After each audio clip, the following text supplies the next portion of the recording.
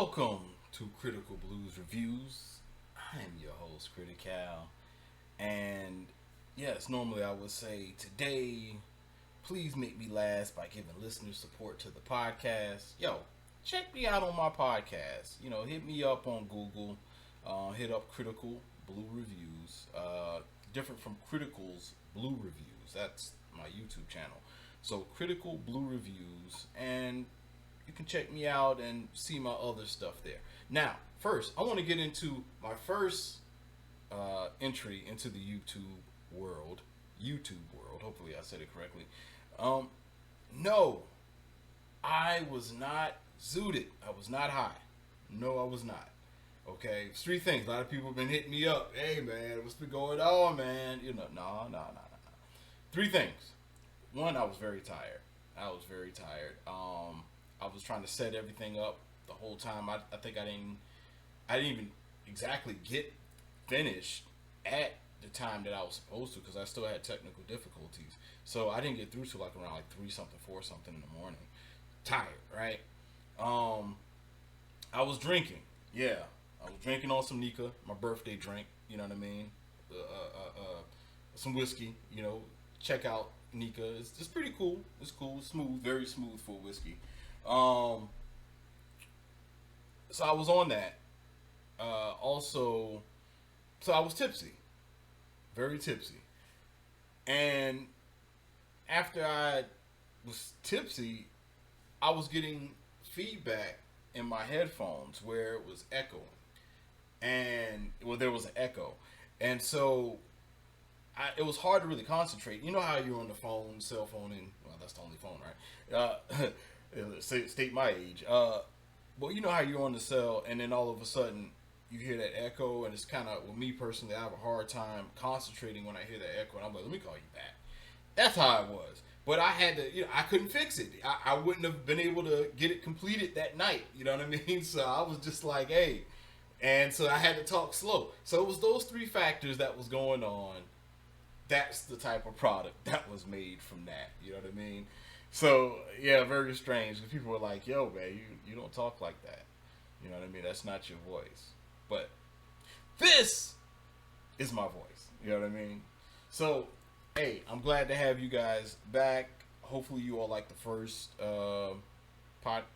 I don't even know what to call it. I'm about to say issue. First episode. Why not? Hope you like the first episode. So let's go ahead and get into it. So this tonight, we're going to be reviewing Nope.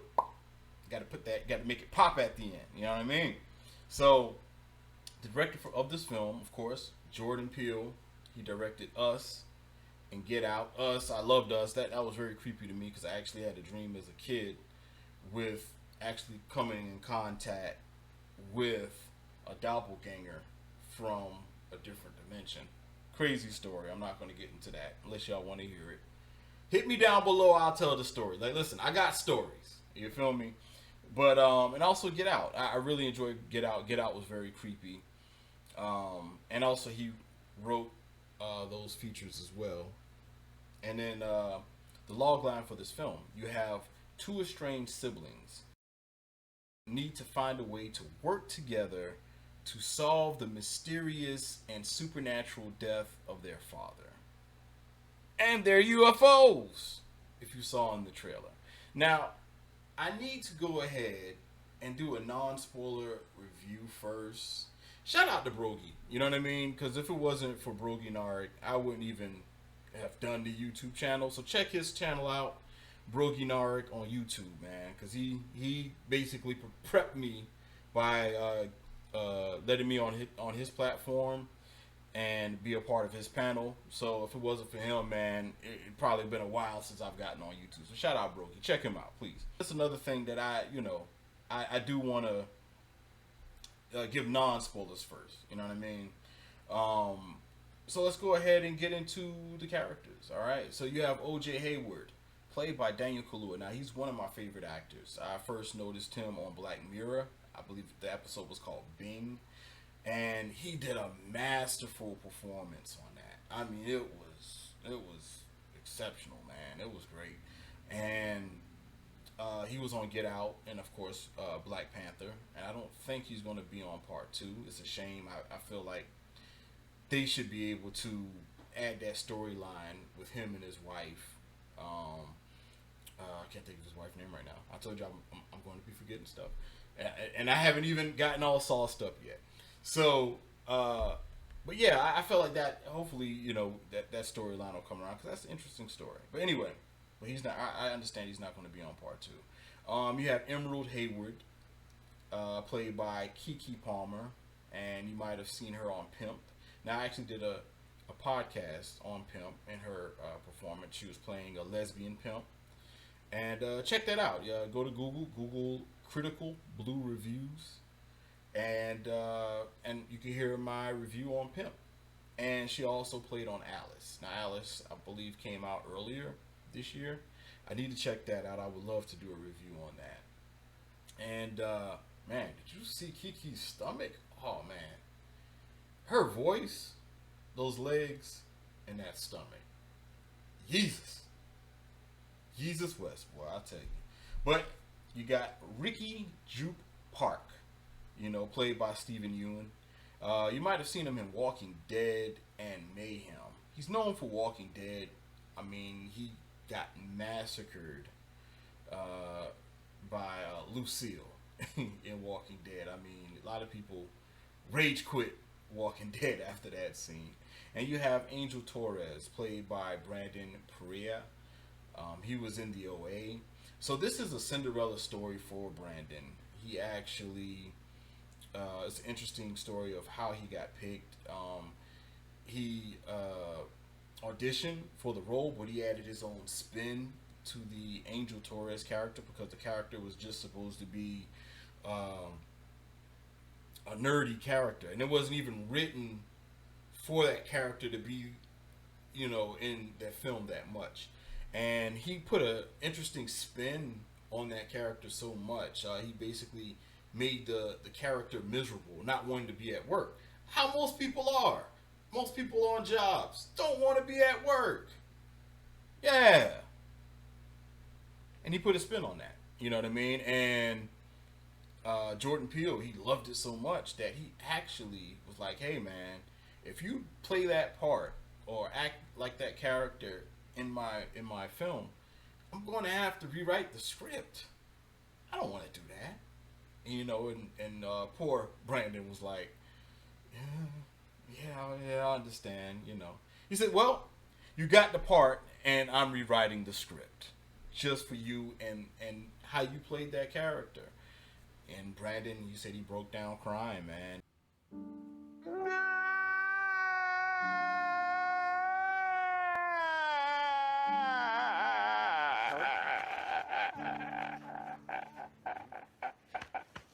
In a Jordan Peele movie, I mean that's a break for him. Total Cinderella story. So shout out to Brandon for that one. Now, just let's get into the story. Now, I'm just going to give you the beginning half. I'm not going to really get too detailed at the beginning, but this takes place. Here I go again, starting to kick in. Take a sip.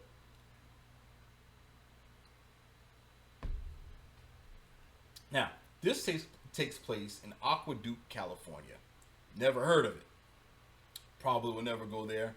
My understanding, it's known for its rocks. Not crack rocks. This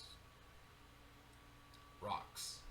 So we meet OJ and his father, Otis Haywood Sr., played by Keith David. I actually saw him across the street one day from my job. He was just walking down the street in Buckhead. That was pretty cool.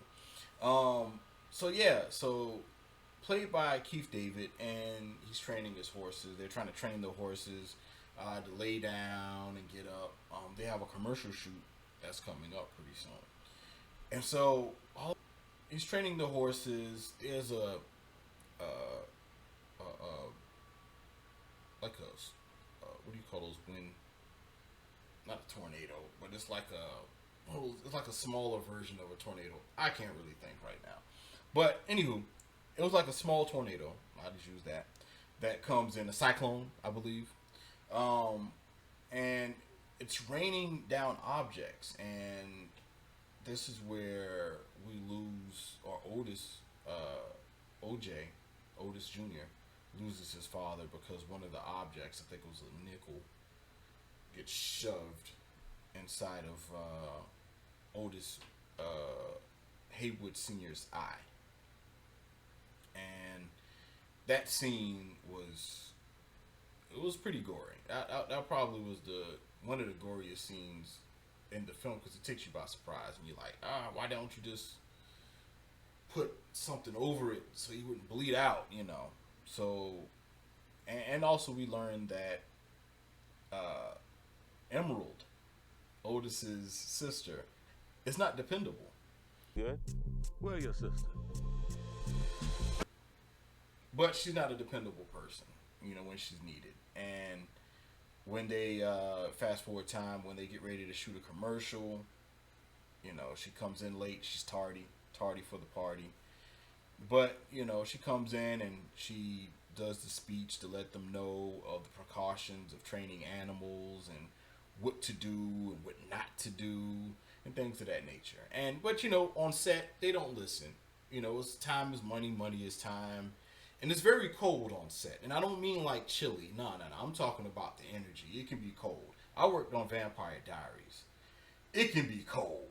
You know what I'm saying? It's very uncomfortable.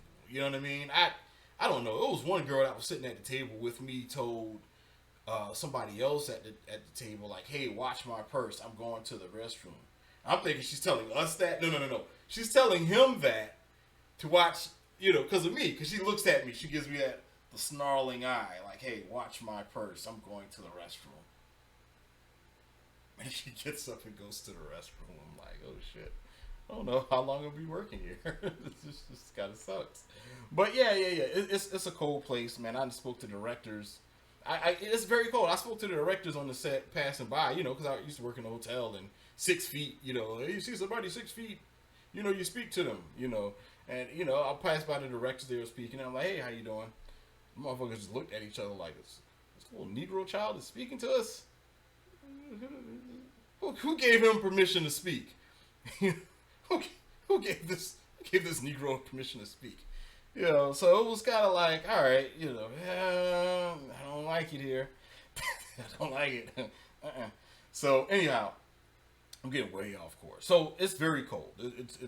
That atmosphere can be cold, and you know, and that's how OJ felt. OJ is the shy one. Emerald is the more outspoken one, and by the people on set not following protocol or listening to OJ, like, "Hey, don't stand behind the horse. Hey, don't look the horse in the eye. Hey," all of this other, it doing too much, and the horse gets pissed and back kicks something, could have injured somebody, you know, or maybe they did injure somebody. I'm gonna let you see it, but yeah, man, and so now at this point, their ranch, they need money for their ranch, so they have to sell their horses, okay, and so we later find out we see a flying saucer. If you, as you saw in the advertisement or in the trailer, we see the saucer flying around, and the energy or electricity shuts off and it shuts on. All of that's a key moment in the movies. So basically, their whole thing is they have to find a way to make money to save their ranch and prevent from being abducted, you know, by this flying UFO. So, for those who haven't seen the movie, I think that's all the information you need. I gave you the boring stuff you really didn't need, kind of, sort of. You know what I'm saying? And yeah, it's they're trying to stay alive. Staying alive. That's what they're trying to do. So, you all can cut it off from this point. You know what I mean? So let's go ahead and talk some real stuff. You know what I mean? For the people that did see it, because there's a lot of people that came out the movie theater a little confused. I actually went in, you know, Dolo, and I met a person there, cool young lady. She was Dolo, and we just had a nice little chat afterwards, and she was like, "I'm trying to take all of this stuff in." You know what I mean? So, you know, shout out to you. You know what I mean? So, Yeah, man. So let's go ahead and just get into it. All right. So I kind of like ran out of money, so I can't really get like the other part of the video together. But I'll be taking donations, so we can go ahead and do the other part, the likes and dislikes and all of that stuff. And what else? Yeah, I give this film seven Kiki Palmer stomachs.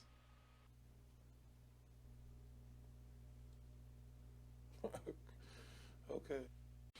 Yeah. So like and subscribe, leave comments below what you think about this video. And yeah. Hopefully part two will be around the corner soon. All right, y'all. Y'all have a good one. Hope y'all like the non spoiler review. One.